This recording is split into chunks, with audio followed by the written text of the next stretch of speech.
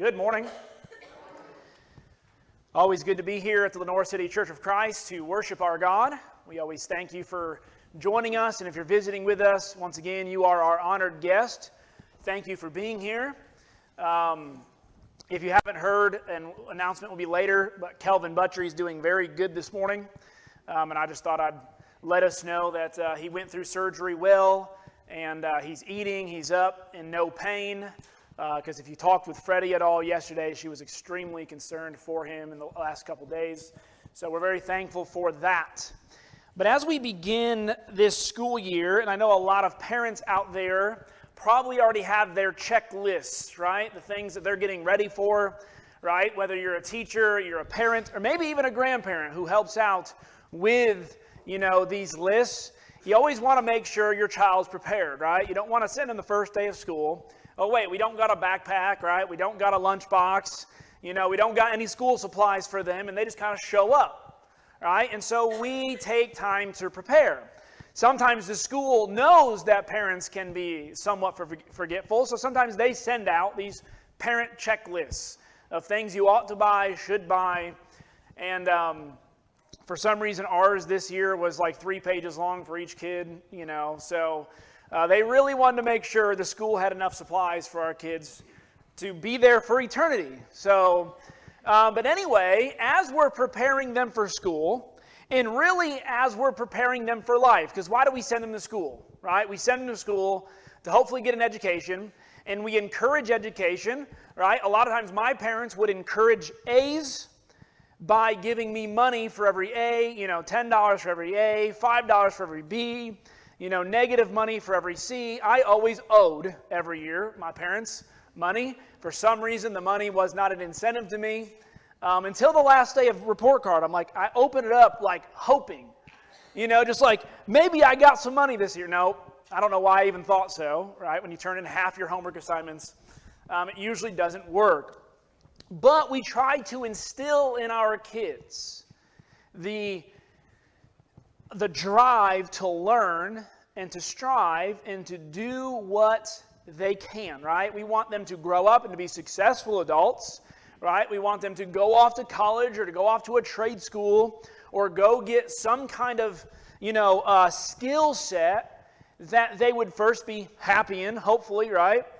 But that they would be able to provide for their family, provide for themselves. And we spend a lot of time on that. Or maybe you want your kid, right, to get a scholarship to a certain school. So you really want to strive home. You got to, really do really well in this sport or this instrument or this whatever, because this will get you a scholarship someday. And so we're always kind of putting these things in the back of our kids' minds. Well, the Bible also gives us some checklists as well. And as we are getting our kids ready for school, I would hate to have them prepared to take an English test, yet not have them prepared to deal with what they are going to have to struggle with in school, with peer pressure, right? With worldliness, with consumerism, with teachers' agendas, with whatever it may be, that we are also not equally preparing our children to live and to strive to live the Christian life. Because I'm going to be honest with you, and what we're going to be looking at this morning is if my kid, doesn't go to college, doesn't get a degree, isn't the best sports player in the world, and yet lives for Jesus, and in one day when Jesus returns, tells my children, "Well done, my good and faithful servant," I'm going to be so much more pleased than if they went off to get some high degree, made money, and even won a Nobel Peace Prize, and yet gave up their soul in doing it. Right? What does it profit a man to gain the whole world and yet forfeit his soul? And so once again, there's got to be balance, right? There's balance in all things. Being rich or poor is, not good or bad, right? Having a medium income is not a bad thing. We're always striving our kids to make the big bucks. Sometimes those people who are up there making the big bucks, they're not the most happy people in the world. Believe it or not, money does not solve all of our problems. And so we have to prepare our children for so much more than just a good education.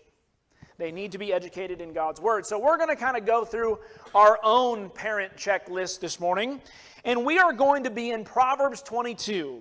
You know that famous verse that says, "Train up a child in the way he shall go, and when he's old, he shall not depart from it." Remember, the book of Proverbs are proverbial statements, meaning to give your child the best shot, you need to train them up in the way they should go. That does not mean that if they get old and go their own way, that you did not do your job as a parent. Sometimes, even God Himself, who raised Israel, called Israel out of Egypt, trained them the best way a father could, showed them love, grace, and discipline, and yet what did God's own children still do?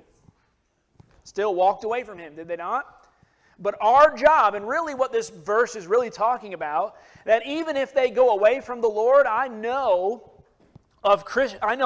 myself included who walked away from the Lord, but there are adults who have walked away from their faith, and yet the things that they were taught in Bible classes and by their parents still actually bother them, in the sense of it's always in the back of their mind. Though they may have walked away and they're in a season of walking away, they've never forgotten God and faith and all of those things. And I see many times, I have seen this time and time again, and maybe you have, a person who has walked away for many years, and later in life, reconsidering some things, rethinking about some things, and things they were taught as a child, their faith has come back to them, and they have been brought back to the Lord.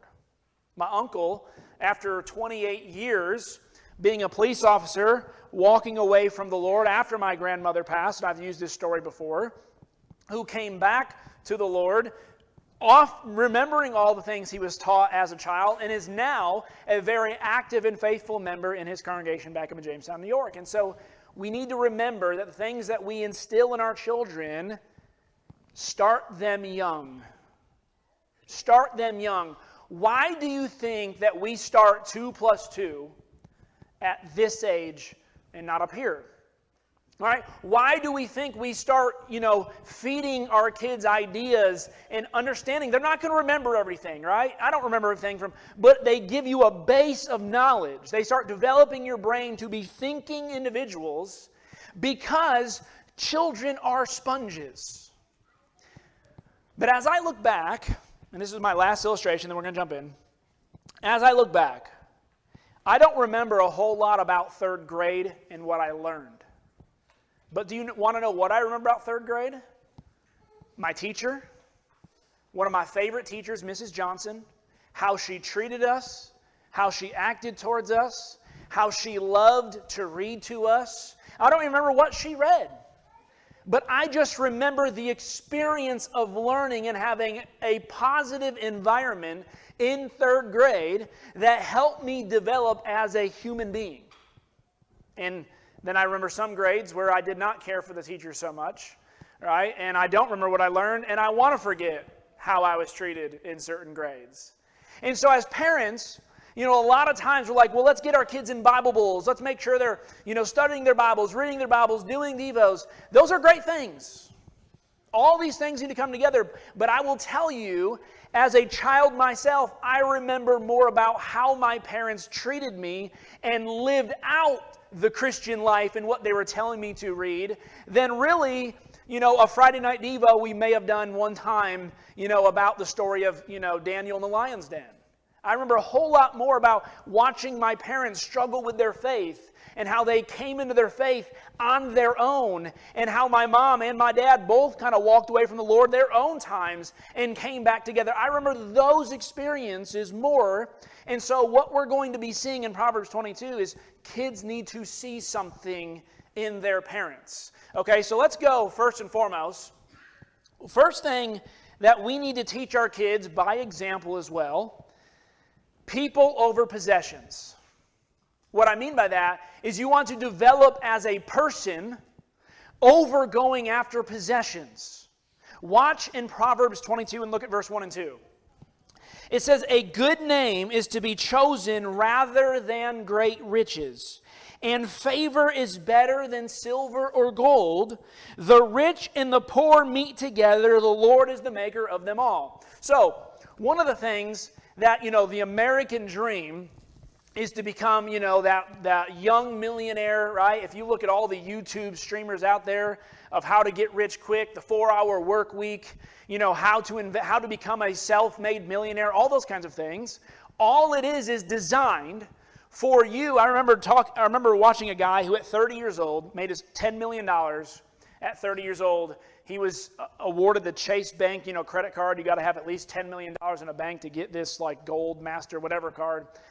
And he basically, here's the advice he gave to all those young people who are listening.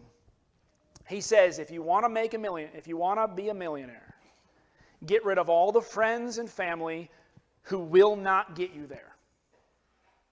That's what he did. He wrote people off.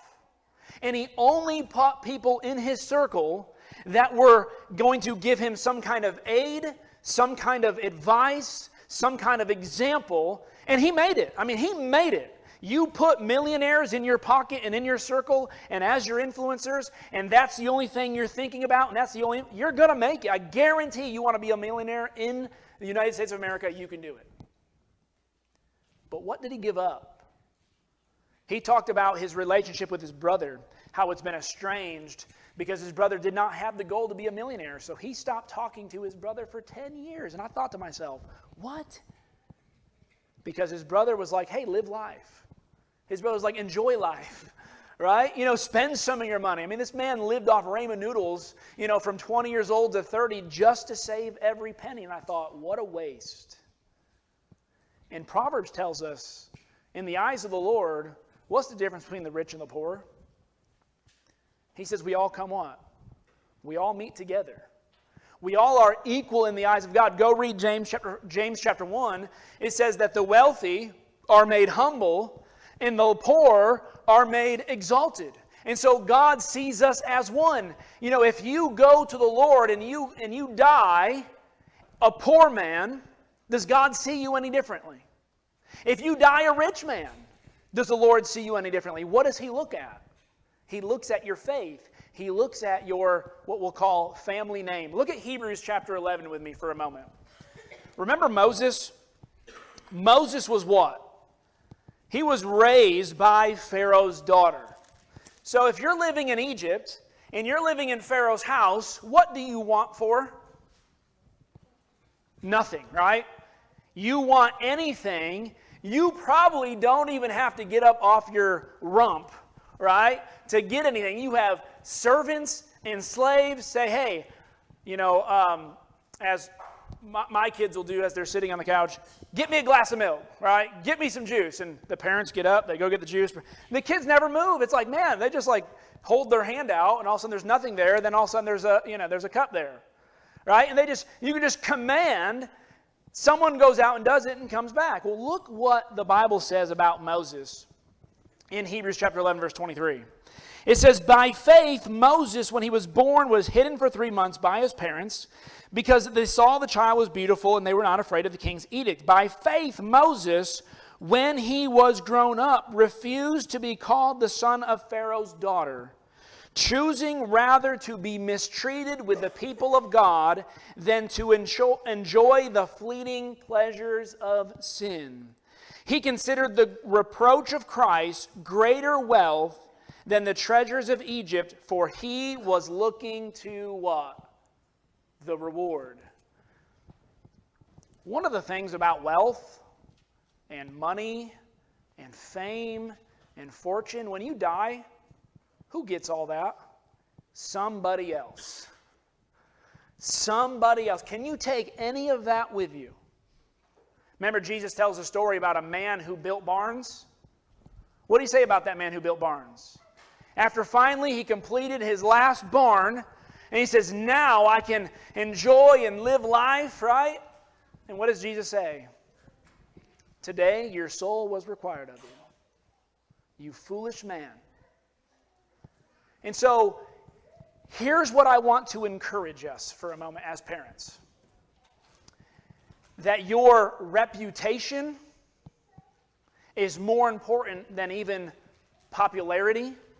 Because a lot of times the popular ones are the ones with money and wealth, right? I've got to have the new car, right? Shiny new car. You know, everybody can see me driving in that new car. I've got to have the shiny house, right? Everyone can see that house. And look how great I am because I've got this possession, or I went and bought this thing that, you know, every Johnny in the neighborhood has one of these, so I got to have one of those. And we're constantly trying to keep up with the Joneses. We're constantly trying to be like everybody else. And a lot of times it's possessions and wealth that gets us, well, yeah, it'd be nice to own a summer home, wouldn't it? My wife was joking with me. She went to New York for these last 5 days. She was joking because she knows it cannot happen. She goes, can you just buy me a summer house up in New York? You know, because New York summers, I'm going to tell you, are a whole lot more pleasant and bearable than South summers, okay? You know, 75 degrees, maybe 72 degrees, wear a nice little light sweater. So let's go build. It'd be nice, right? Go buy a summer house and, you know, be able to go up there because someone else has it. And so if I really wanted a summer house, you know what I could do? I could work really hard. I could work really hard. And I could spend all my time saving all of my money, building all of this source of wealth. I could do it. I could guarantee you anybody could do it. But what happens when you have that summer house? You work all those years to get it. You go use it for 2 months out of the year. Why not build a name and a house that even if you die, will last into eternity? Jesus, though talking in John 14 about some different things, one of the things he told his apostles he was going away to do was to do what? I go and I prepare a place for you. A dwelling that you may be in the household of God, that this household you may live in while here on earth, right? The kingdom is not of the world, but it is in the world. You are a part of God's family and God's household while you are a Christian in here, but when you die, where do you still remain? All that you work towards in your faith and in your love for God and your service of God, he says, we go on to our reward. Look at Daniel in Daniel chapter 6. Turn your Bibles with me there because I want to read this part. Daniel, we know when he's thrown in the lion's den, but what led up to Daniel being thrown in the lion's den? Even before they caught him praying 3 times and not giving up his faith before God, what did they say about Daniel? Look at Daniel chapter 6, verse 1. It says, it pleased Darius, who was the king, to set over the kingdom 120 satraps. Those would basically be governors or governor officials, people who would be over certain areas, okay? So minor officials. To be out throughout the whole kingdom. And over them was 3 higher officials. So 3 were over the 120. Of whom Daniel was one of the 3. Daniel has made his way. Now he's a Jew living in a foreign land as a captive and has worked his way up to the top. But how did he do it? How did he do it? Watch this. It says, to whom these satraps should give an account so the king might suffer no loss. Then this Daniel became distinguished above all over the high officials. So those 3 high officials, Daniel became extinguished even over them. Now what did he do to do it? Here is what the Bible teaches us. It says, then the high officials, look at verse 4, and the satraps, or I missed. Verse 3, this Daniel became distinguished above all other high officials and satraps because an excellent spirit was within him, and the king planned to set him over the whole kingdom. The high officials and the satraps sought to find a ground for complaint against Daniel with regard to the kingdom, but they could find no complaint or any fault because he was faithful. No error or fault was found in him. Then these men said, we shall not find any ground for complaint against this Daniel unless we find it in connection with the law of his God. Now, Daniel, through serving God, loving God, he made his way up to the top, didn't he? Financially, if you are one of in these positions, you are probably financially well off. But how did all of the other governors and satraps, it kind of gives us a hint, how did they make their way to the top? Lying, stealing, cheating, right? And Daniel's just being an honest guy. He's got an excellent spirit within him. He's serving the Lord, and the Lord is blessing him. And that's one of the things we need to teach our children, that if any wealth that you receive, who is it a blessing from? It's a blessing from God. And if it gets taken away, it may be also a what?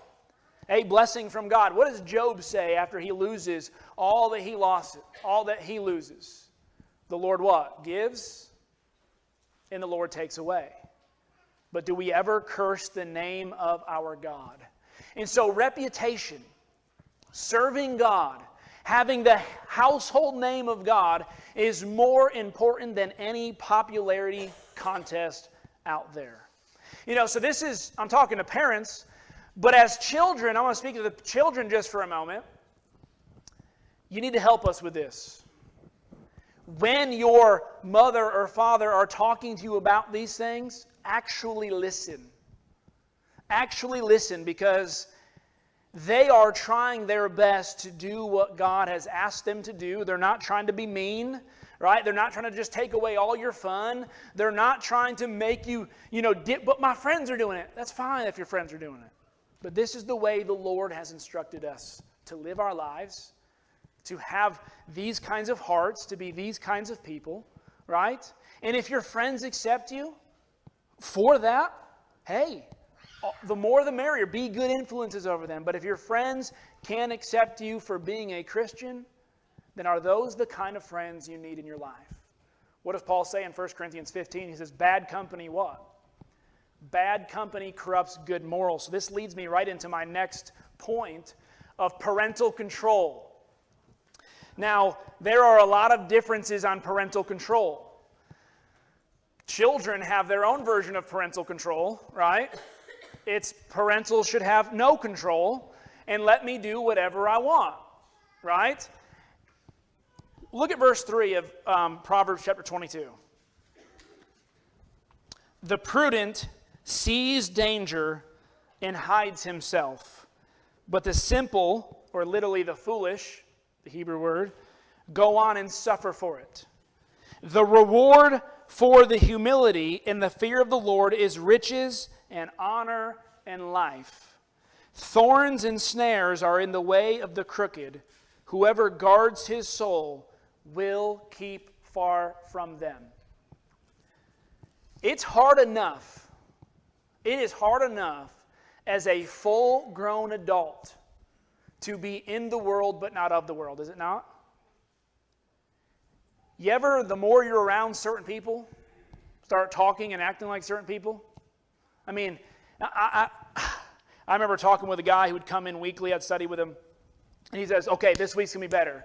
I'm going to go into work. I'm not going to use the language they use. I'm going to be different. I'm going to be that example. And he wanted to. I mean, every part of his heart wanted to do what is right. But the moment he walked in, saw all of his buddies who he's used to, cutting up with, joking with, he saw all those influences in his life, week to week to week. You know what he came into me the next week going, oh, I lasted 30 seconds. And then the language came out again. That came out again. He goes, it's just so powerful. Peer pressure is powerful even for adults. Why do most people not talk about their faith to their friends and family? Fear, is it not? You don't want to be different. You don't want to be thought of as different. You don't want to enter into that conversation, have that awkward, well, what are you saying, Well, here's what I'm saying, right? Here's what Jesus has said. Here's what the Bible teaches. And so a lot of times, even parents, we have fear and we allow influences to control us. We can talk about Jesus in this building all we want. Jesus, we love God, we love Christ. We are faithful, we serve Him to the end. Put ourselves as the only Christian in our work environment. How well are you doing talking about your Jesus? How well are you doing talking about your faith? So if it's hard for you, right? These devices right here, I don't have mine up here. Phones. Pretend this is a phone. See it? They say 2 out of 3 Christian men, struggle with misuse of their phone. And you all, as adults, know what I mean by that. Looking at things, searching things, being a part of things they ought not to be a part of. 2 out of 3. That's every research group. There is no less than 2 out of 3 men that struggle. 3 out of 4 women now do. 10 years ago, that was actually different. Women are catching up, if not even higher now than struggling with men on these devices.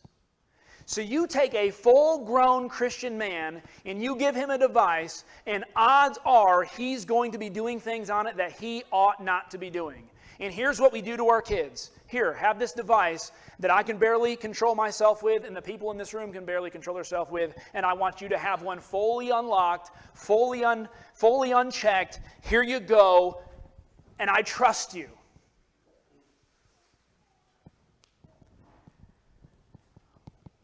That's a lot of trust. And I'm going to tell you, being raised as the kid in my family who everybody thought was always doing the right thing, the kid in my house who my mom would tell her friends that if there's one person who's going to make it in life, it's going to be Jesse, right? He will never do this, he'll never do that, he'll never do this. I remember hearing those and putting my head down. Because to my mother, that's what she believed. And that's what she saw. Ask any of my friends who knew the true story, and what did they know? I was so good at hiding it. I was so good at being the good boy when everybody could see, and yet I remember getting that device for the first time. It ruined a lot of who I am. And there were things that I had to struggle with. I had friends. I'd go to their house. Oh, he's going over to this person's house. He's doing great. Guess what that's what my friends were doing. Full access to a computer, watching whatever we wanted to watch, whenever we wanted to watch, however long we wanted to watch. What do you think happened from time to time? And yet, we put all of these things into the hands of our children and expect them, and then get upset with them if they fail us. I'm going to say it's the parents' fault. If your kid gets caught doing something on their phone they ought not to do, and they're 13, 14 years old, it's your fault as a parent. Why put that in front of them? Why? Social media. Social media, most of your psychologists are now coming out, even your worldly ones are saying that if you can keep your kids off every single form of social media, absolutely 100% do it. The suicide rate, the depression rate, and the anxiety rate is skyrocketing to the point of 9 out of 10 kids who are allowed to access social media on a daily basis have thought about suicide, are on medicine because of anxiety and depression, and when they are asked why, it is because the number of likes or follows they do or do not have, internet, social bullying, or being left out of groups. They are literally on it, checking it 24/7. I just posted a picture, and in 3 seconds I didn't have 100 likes. Something's wrong with me. Nobody likes me. And they go through these, and you can read all of the studies. I'm not up here to share all those things. TikTok, if it's on your kid's phone, please get that off. Right? For many more reasons than just that. I had it for one day, and I was aghast at the things that even when I put in the things I want to see and the things that it actually showed me, deleted it in a heartbeat. Snapchat, internet, cell phones, teachers. As parents, you need to be one step ahead of the game. Because what does the Proverbs tell us? The person who doesn't see the snares in front of us, they're going to get trapped. And if you don't know the snares and the stumbling blocks that your kids face, and you keep saying, you know what? My little X, my little Y would never struggle with it. I guarantee they're going, Mom, I wish you would think that I do struggle with it. I wish you would know. I wish I could tell you, but I can't because I don't want to ruin how you already think of me. That is the reason why I kept it from my parents for so long. The things that I was actually doing. I tell my mom stories now of things me and my friends did when we were out. She goes, stop. I want to remember you the way that I thought of you, not how you actually lived. But it's real. And we can never get to a point where we think, my little Johnny, my little Susie will never do it. Will never be a part of it. Because that's when we put our guard down, the snares come, they trap our kids, and who knows the consequences because of it. The best training for this, the best parental control, is teaching them the submission of God. To fear God is our best defense against the world. Because you want to know what?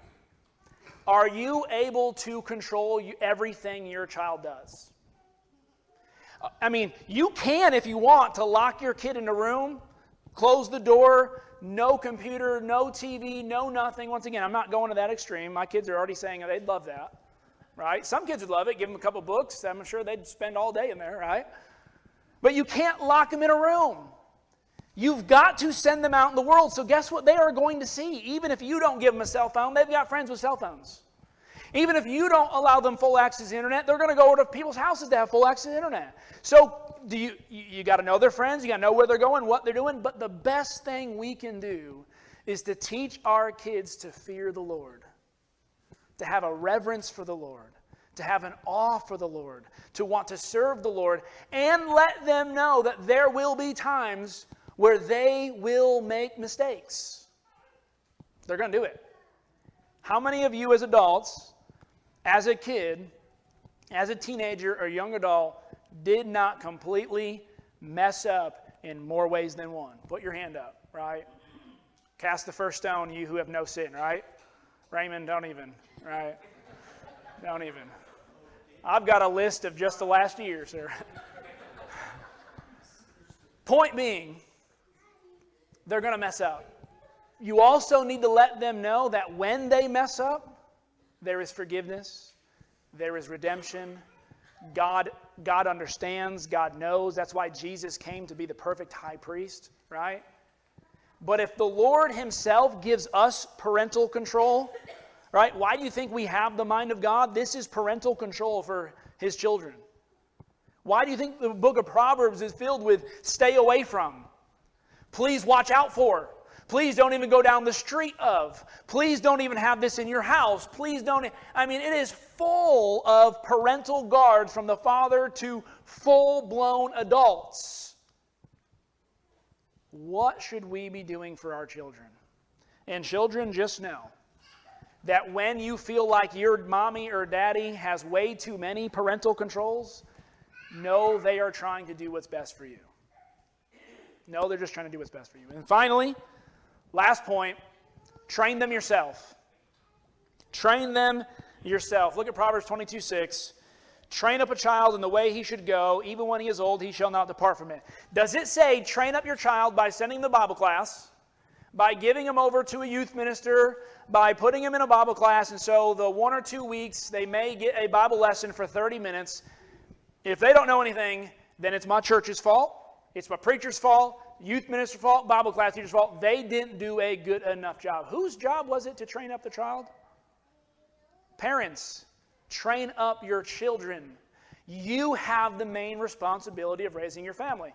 Now, cool thing is about in a Jewish society, you would have had a whole lot of men influencing your young children. You would have a whole lot of women influence. So we need the whole team, right? We need the whole community. We need the whole church. But first line of defense for their kids is parents. Have you ever seen those memes on the internet where it has a child who's out there in a rainstorm of fire arrows, and there's the dad or the mom with a shield protect? The child's got happy, doesn't think anything's going on, but doesn't realize how much her mom and dad are protecting them from the arrows of the devil. We need to be so on guard, training up our children ourselves. And first and foremost,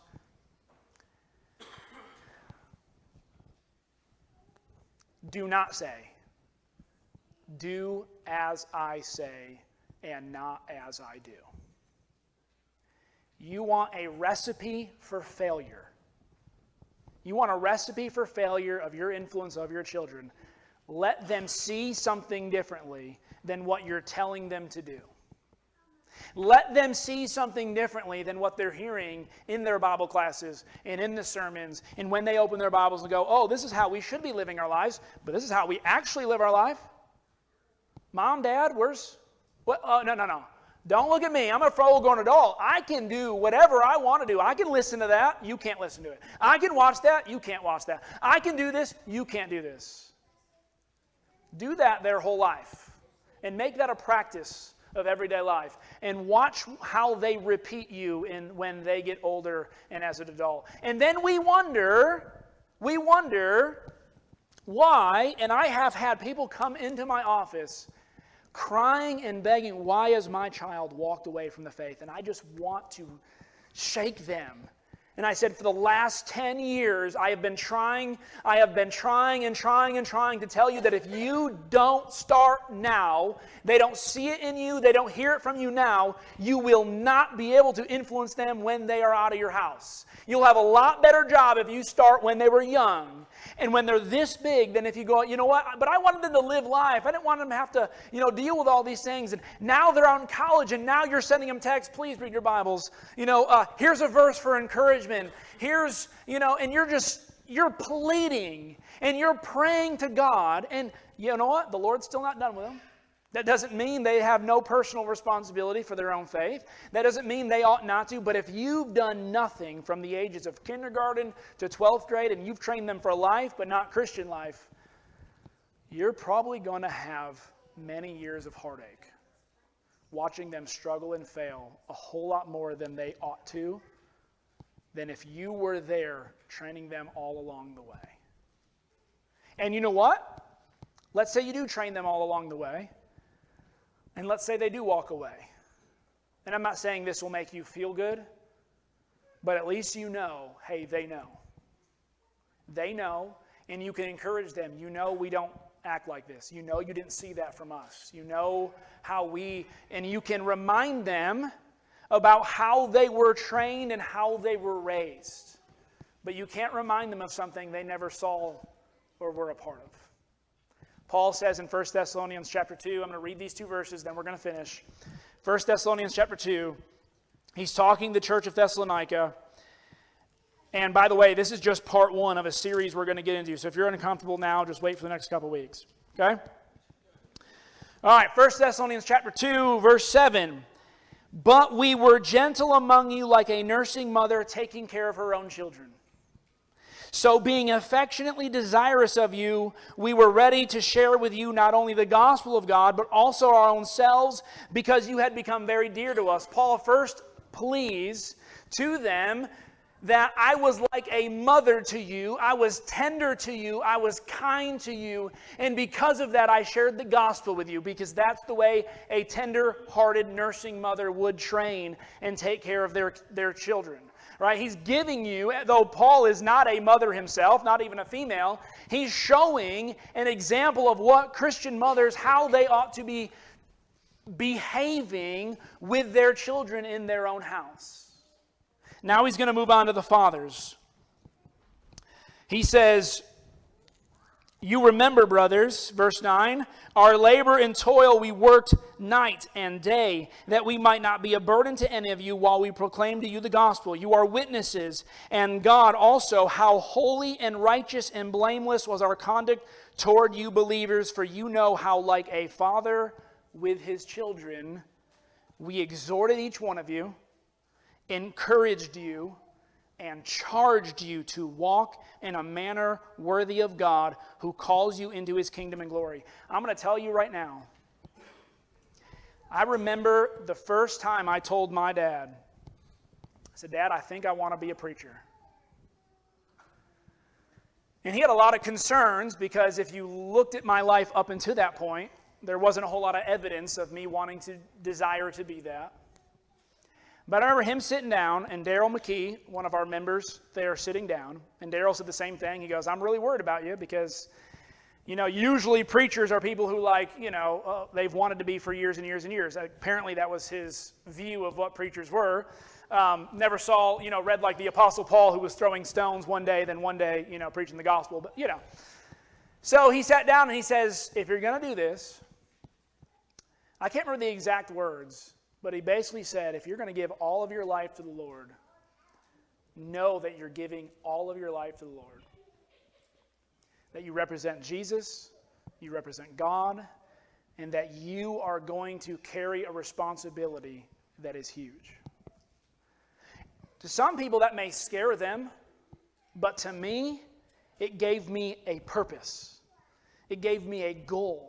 It said that though they were concerned, they believed I could do it. If you tell your kid all the time they're not going to measure up to anything, they're good for nothing, they're never, hopefully the Lord saves this one, right? You need to charge them as a father. One of our responsibilities for our children is to charge our kids with following and obeying the Lord. And I guarantee that will not fall far from them. 2 Corinthians, Paul says the same thing, chapter 4, verse 14 through 17. I was like a father to you, therefore. As parents, I pray often, and a lot of my anxiety comes from my children. Not of their behavior now, but of what their life is going to be like in the future. I think about it often. I dwell on it probably a little too much. I even go to the worst possible scenarios many times. Oh no, they're out here, they're away from me, they're doing X, Y, Z. And I've told my kids that. That's one of my struggles. But it's because I love them. It's because I care for them. And I know what certain sins can do for the rest of their life. What certain activities they can be a part of that they will have to carry with them. And it will have to be a burden on them. And it will have to be something they have to live with for the rest of their life. And if I can in some way do my best to prevent them, they're going to have to make their own mistakes. They're going to have to fall down and get back up. But if I can prevent them from making those big, nasty ones that we call sometimes, by my encouragement and my love of them and my grace for them and my showing an example of them, then I was a successful parent. It's not a small task to be a parent. There are many dads, but not a whole lot of fathers. There are a lot of, females who birth children, but not a whole lot of mothers anymore. And in the household of God, we need to let our kids know God, and I tell them all the time, God has given me the responsibility to raise you. I am going to follow through with that as best that I know how. Will I be perfect at it? Absolutely not. Live with me for one day, right? Live with me for one day. But will I do my best each and every day to strive to show them that I love them and I prepare a way for them the way Jesus prepared a way for me? Absolutely. This morning, as our kids are getting ready for school, don't just have their school supply list ready. Have their hearts ready and their minds ready to be in a battlefield. Because if they're out in schools today, it's a battlefield. And we need to prepare them for. This morning, if you're not a Christian, why not? The Lord loves you, He cares for you, and He wants to be your Father. Greatest father you could have. You know what? You could have no earthly father, but if God Himself becomes your father by you being His son, then you could do no wrong with God at your side. But this morning's lesson is more for our Christian parents, grandparents, those who have influence over kids, because let me tell you, my kids have a lot of spiritual daddies and a lot of spiritual mommies in this room who they look up to, who they strive to be like, who, sometimes like, I want to be like so-and-so. I'm like, why don't you want to be like me? But I'm glad to have this village, this community, this family that is all looking out for my family and my kids and all of the family and kids in this room. This morning, if there's anything that you need, you're struggling in any way, we ask that you come forward as we stand together and sing.